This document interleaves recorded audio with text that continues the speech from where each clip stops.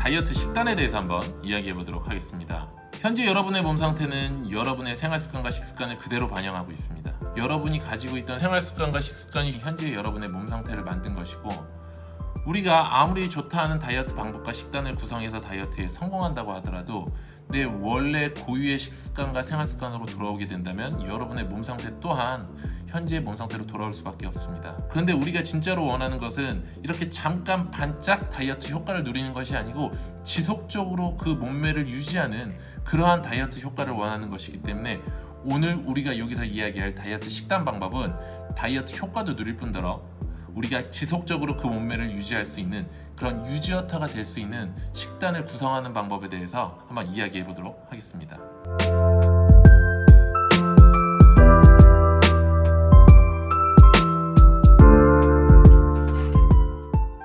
다이어트 식단을 구성하실 때 여러분들이 기억하셔야 될 거, 첫 번째, 언제 먹느냐에 집중하시는 겁니다. 자, 우리 인간이 음식을 먹는 이유는 배가 고파서 기분이 좋아지기 때문에 욕구를 충족하기 위해서 음식을 먹는 경우가 대부분인데, 우리 몸의 입장에서 한번 생각을 해보면은 우리 몸에 음식이 들어오는 타이밍은 내 몸에 심장을 뛰게 하고 혈액을 돌리고 뇌가 일을 할 수 있게 만들어주고 오래된 피부를 갱신시켜주고 생명 유지를 위해서 굉장히 중요한 순간이고 중요한 행위입니다. 예를 들어서 여러분들이 용돈을 받아서 생활을 한다고 한번 가정을 해볼게요. 우리는 계속 지출을 만들어내야 되는데, 소비를 해야 되는데 돈이 불규칙하게 들어오는 거예요.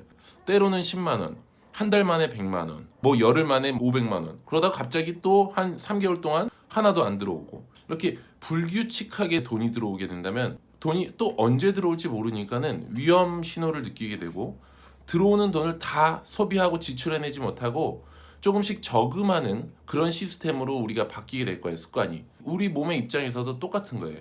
에너지가 규칙적으로 들어와야지만은 내가 내 심장을 돌리고 뇌에다가 에너지를 좀 보내고 혈액에다 보내고 이렇게 내가 분배를 할 수가 있는데, 불규칙하게 에너지가 들어오다 보니까 몸에서는 위험 신호를 느끼게 되는 거예요. 예를 들어서 여러분들이 저녁 6시 이후에 안 먹어.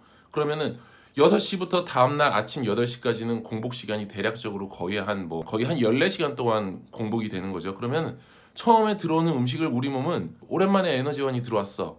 이렇게 오랜만에 에너지원이 들어왔는데 이걸 다 써버리면 안 돼. 일단은 저장해야 돼. 왜?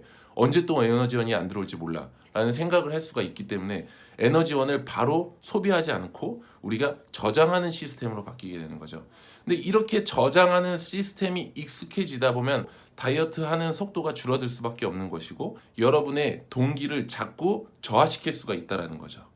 그래서 다이어트 식단을 구성할 때는 꼭 시간의 간격에 맞춰서 드시는 게 좋으세요. 내가 아침에 눈을 떴다. 그러면 그때부터 카운터가 시작되는 거예요. 너무 짧은 간격으로 드시기보다는 대략적으로 3시간에서 4시간 간격을 잡고 총 하루에 4끼 정도, 사실상 3끼를 드셔도 되시긴 하는데 3끼의 양을 4끼로 나눠서 드시는 게 훨씬 더 우리 몸에는 효율적이기 때문에 끼니를 좀 나눠서 드시는 습관을 들이시는 게 좋습니다. 근데 대부분 이렇게 말씀을 드리면은 직장 생활을 하는데 그렇게 중간에 밥을 먹기가 힘들어요 라고 얘기를 하는데, 거창한 식사를 얘기하는 게 아닙니다. 단백질과 탄수화물을 구성해서 5분 내지 10분 내지 어떻게 보면 간식의 개념이 될 수도 있는데요. 그런 음식이 들어오는 타이밍에만 집중을 하시는 겁니다. 일단은 폭식을 안 하게 되기 때문에 더 이상 지방 저장도 안 하게 되실 뿐더러 다음 식사를 대비해서 양을 좀 적게 드실 수도 있게 되시는 거고, 그래서 첫 번째는 식사의 타이밍, 언제 먹을 것이냐에 집중하시는 겁니다. 자, 두 번째, 무엇을 먹느냐에 집중하시는 겁니다. 일단 여러분들이 다이어트에 성공하려면 단백질과 탄수화물을 함께 먹는 거에 익숙해지셔야 돼요. 단백질을 우리가 섭취하는 이유는 근육량이 증가해야지만 우리가 에너지를 빠르게 소비할 수 있고 체중 감량에 효과적입니다. 두 번째는 뭐냐면은 단백질을 드셔서 그것을 소화시키는 것만으로도 굉장히 많은 에너지 소비가 일어나게 됩니다. 탄수화물은 우리 몸에 예를 들어서 탄수화물을 안 드시는 분들도 계세요. 근데 탄수화물을 꼭 드셔야 됩니다. 탄수화물이 우리 몸에 들어야지만 우리 몸에 이화작용을 만들어내지 않습니다.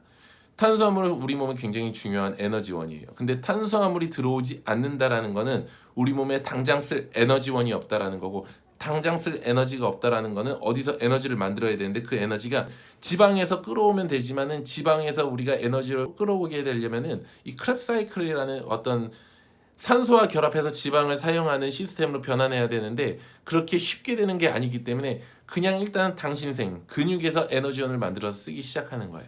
아주 간단하게 가정을 하면은 이 탄수화물은 우리 몸에 이 현금, 우리한테 있어서 현금과 같은 존재예요. 그리고 지방은 은행에 보관하고 있는 돈이라고 생각하면 돼요. 근데 그 은행이 굉장히 멀리 있어요. 그래서 그 돈을 뽑아오기는 굉장히 힘들어요. 귀찮아요. 내 주머니에 현금이 없어. 현금이 없으면 당장 내가 갖고 있는 옷을 벗어서 팔아가지고 돈으로 바꿔야 돼. 굳이 은행으로 가서 돈을 뽑아오는 게 아니고 옷을 중고나라에 팔아가지고 그것을 돈으로 만들어서 바꿔야 되는 거랑 같은 개념이라고 생각하면 돼요. 좀 웃기죠? 그래서 탄수화물을 드시고 단백질을 함께 구성하셔서 이게 한 끼 식사로 여러분들한테 식사를 구성하시는 게 굉장히 중요하세요. 그리고 정해져 있는 음식을 여러분들이 스스로가 정하는 거예요. 내가 먹을 수 있는 단백질. 내가 먹을 수 있는 단백질은 간단해요. 포화지방이 많이 포함되어 있지 않은 단백질을 구성하시는 거예요. 연어 같은 경우는 불포화지방산이 많기 때문에 굉장히 좋습니다. 소고기 같은 경우는 저는 안심을 많이 추천하는 편이에요. 그 다음에 계란, 그 다음에 닭가슴살을 주로 먹는 이유는 뭐냐면은 가성비도 좋고 먹기가 편해요. 계란 같은 경우는 노른자는 많이 먹는 편이 아니에요. 계란 노른자 하나에는 1인 하루 권장 섭취량의 3분의 2 정도의 이 콜레스테롤이 함유가 되어 있는데 2개를 먹게 되면은 기준을 넘게 되기 때문에 굳이 다이어트 하는 데 있어서 뭐 노른자를 많이 먹을 필요는 없잖아요. 그래서 여성분들은 그냥 노른자는 하나만 드셔라 라고 말씀을 드리는 편이에요.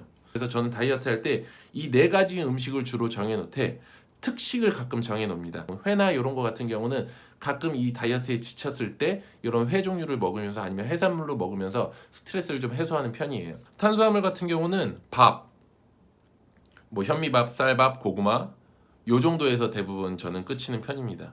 현미밥이 GI 지수가 낮아서 대부분 현미밥을 많이 권하는데 저 같은 경우는 위 건강이 그렇게 좋은 편은 아니기 때문에 현미밥이라는 건 도정이 덜 된 상태고 소화와 흡수가 느린 상태라서 다이어트에 굉장히 좋긴 하지만은 우리가 절제된 3개월, 4개월의 다이어트 식단을 한다면 쌀밥으로 드셔도 전혀 무관합니다. 그래서 쌀밥으로 먹는 편이고 고구마도 잘 먹는 편이고요. 고구마는 맛있으니까.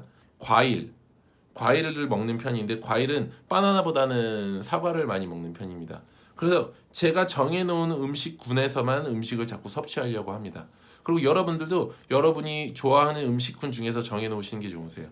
가끔씩은 떡을 드시는 분들도 있고 저도 예전에 다이어트 할 때는 떡을 많이 먹는 편이었는데 가래떡 같은 경우도 괜찮은 편입니다. 가래떡 현미떡으로 만드신 다음에 드시면은 다이어트 하는데도 효과적이신데 양이 쌀밥이나 아니면 현미밥에 의해서 떡으로 드시게 되면 칼로리가 좀 많이 높고 GI 지수도 많이 높고 탄수화물 함량도 많이 높기 때문에 양을 좀 적게 드셔야 되는 경우가 있으세요.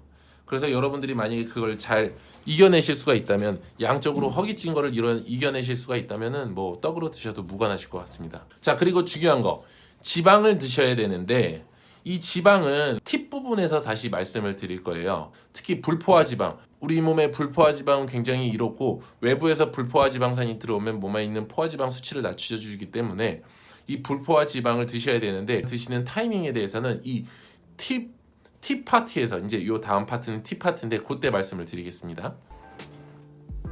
영상을 편집하다 보니까 내용이 너무 길어져서 다이어트 식단에서 얼마나 먹을 것이냐 그리고 다이어트 식단의 아주 중요한 팁에 대한 내용은 다음 편에서 한번 이어나가도록 하겠습니다.